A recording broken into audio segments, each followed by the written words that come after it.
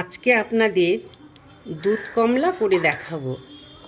তার জন্য দুধটা জাল দিয়ে নিচ্ছি।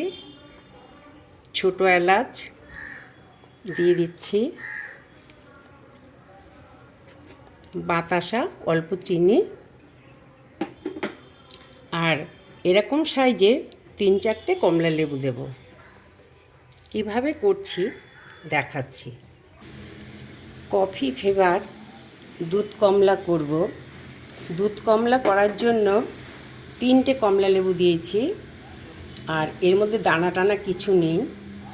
আর দুধটা জাল দেওয়া হয়ে গেছে। এবারে আমি গ্যাসটা নিভিয়ে দেব। তার আগে আমি এই যে এলাচ দিয়েছি, এই এলাচগুলো বার করে নেব। আর আঁচটা আমি বন্ধ করে দিচ্ছি।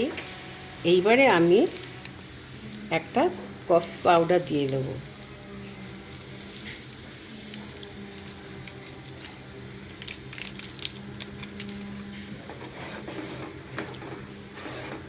কফি ফ্লেভার দুধ কমলা দুর্দান্ত খেতে লাগে।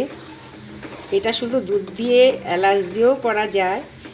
কফি দিয়ে আমি করে দেখেছিলাম, খুব টেস্টি হয় খেতে। আমি গ্যাসটা অফ করে দিয়েছি। যখন দুধটা একদম হালকা গরম থাকবে তখন আমি এই কমলা লেবুটা দিয়ে দেবো। মানে দুধটা এত হালকা গরম থাকবে যে হাত দিলে বোঝা যাবে যে হালকা গরম আছে, তখন আমি কমলা লেবুটা দিয়ে দেবো।